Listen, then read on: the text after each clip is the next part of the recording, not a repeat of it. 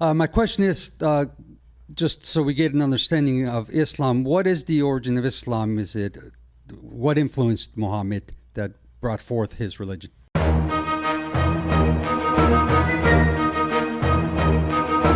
Yeah, so there's actually two things here that should be said. There's what we call the standard narrative. Yep. And something else. So first, let me explain the standard narrative. The standard narrative is what the Muslim sources claim.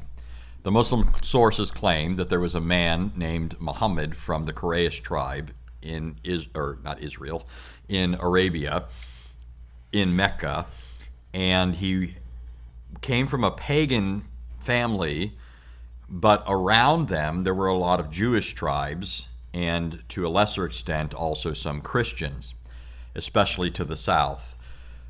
This man was sort of vexed by the lackluster character of the religion that he was born into compared to what Jews and Christians had. So, for example, the Arabs had traditions from their fathers that seemed to come from the murky past. What do we really have to give us confidence that these things are reliable and so forth? And the Jews were merciless in their mockery of pagan idolatry. And this comes from the prophets. If you look at Isaiah or the other prophets, they lambast polytheism and idolatry to the bitter end. It's not a pretty picture. Isaiah talks about the idolaters sawing down a tree in the forest, cutting it in half, and with one half they're putting it in the fire to roast their food. So the same thing they make their god out of is used as fuel for the fire, and then they're crafting this other part into a god, and they're making it, and then they're bowing down to it and saying, "You made me." So what they made, they bow down to and say. So they were merciless, and they were very good at it. And this sort of humiliated Muhammad. At the same time, the Jews were talking about a figure who's going to come in the future, who's going to aid them. Now, we recognize that what they're thinking is the Messiah is still in the future. He's not yet come. And Muhammad is growing up in this context, and he begins to think, maybe it's me. Maybe I'm that figure. And in 610, so 40 years after he was born in 570, he goes to a dark, dank cave outside of Mecca, and he encounters a being that tells him, recite. Now, when they translate this, it sometimes says read, but it's better understood as recite. This being tells him to recite, and he says, I can't recite. Now, that sounds strange to us, but you have to understand, in his context, the pagans were known, certainly a certain group of them, were as poets who were possessed by the desert jinn, demons in our parlance. And these people excelled in eloquence and in poetry, but they did so because they were inhabited by these demons. And Muhammad despised them. He idolized the Christians and the Jews. And so he didn't like the idea of being one of these people, but he thought the spirit that was accosting him was the beginning of this sort of thing in his case, as it had been in the case of others. And so he says, I can't recite. I'm not a reciter. And this being grabs him around the chest and throat and begins to squeeze him until it felt like the life was going out of him, shakes him like a rag doll, and he collapses to the ground.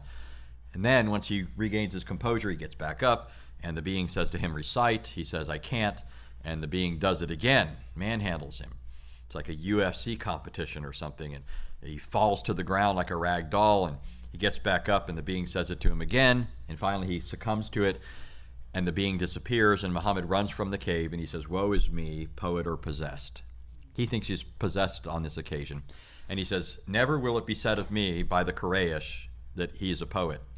He doesn't want his tribe to think of him that way, so he wants to throw himself off the precipice of the mountains. And he goes up on various occasions to do this, to commit suicide. How many of you have read the Bible where this is the way the prophets react to their calling as prophets? Never, right? It never happens. The angels don't slap them around and choke them around the throat and lead them to want to commit suicide thinking they're possessed. Well, in the Quran, if you read it over and over again, Muhammad has Allah saying to him as a comfort to him, you're not possessed, you're not possessed, you're not possessed, you're not possessed. Eventually, you have to start wondering why this is an obsession of Muhammad. He needs constant reassurance that he's not possessed. It's like in Macbeth, methinks the lady doth protest too much. Muhammad constantly is plagued by this idea that he's possessed, even throughout his prophetic career. And there are many other things that go with this. When Muhammad gets his revelations, he falls down to the ground, he flops around, he foams at the mouth, his eyes roll back in his head, he hears ringing in his ears, the buzzing of bees. It doesn't sound like the biblical experience of a prophet. So that's just some idea of where this originates. Muhammad eventually comes to proclaim himself the long-expected figure that was to come, and he's trying to get Jews and Christians to follow him. When that doesn't happen, he turns on the Jews. He begins to wipe out Jewish tribes. He wiped out one tribe, 800 men cut off their heads at one time, and things like that happened. Eventually, the story is a Jewish woman poisoned the food that he was eating, and there's dispute about it all. But in any case, over 23 years, he begins to deny every single Christian doctrine you can think of, hates the Jews, hates the Christians, and eventually says to subjugate the world to his God. So that's the standard narrative. But for all that, there's a lot to be said against whether we can really take these accounts as credible. J. Smith is really the guy for that. J. Smith has been blowing holes in this. It's not my field of expertise. It's always been in the Islamic sources. I just take their narratives and say, okay, here's what your narrative says. Seems to me like good reason not to believe in him. Jay comes along and says, there's nobody to believe in, right? So, yeah, that's true. Listen to Jay. He's the guy on the historical questions. Can we trust these sources? Yeah, and I think it's by the way, it's interesting.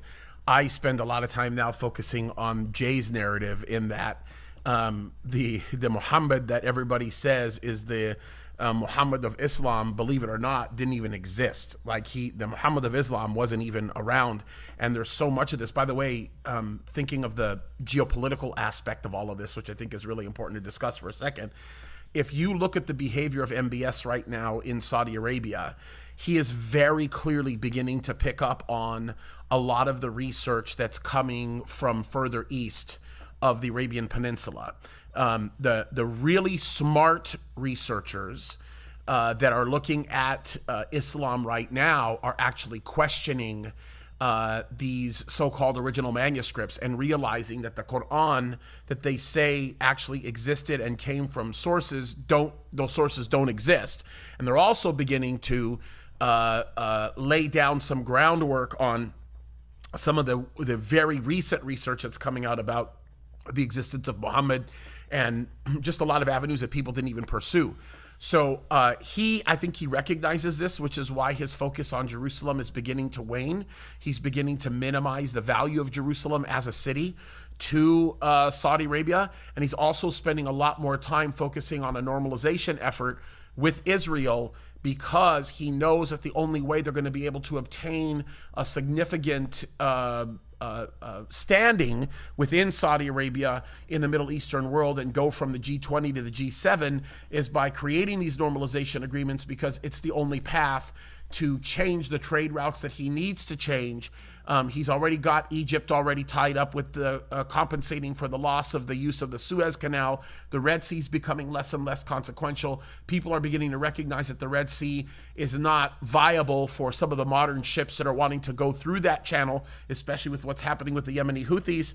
And so a lot of this research is coming out more and more and more, and it's getting to the attention of the royal family of the Kingdom of Saudi Arabia, and they're beginning to realize that the only way they're going to be able to effectively deal with it is by minimizing it and allowing it to become a little bit more of a secularized nation, which is something I never thought I would see happen with Saudi Arabia, but it would appear to be the case right now. So that second narrative that he's talking about is a pretty significant one, by the way, one that we probably shouldn't be ignoring, because there's a lot that's to be said about it.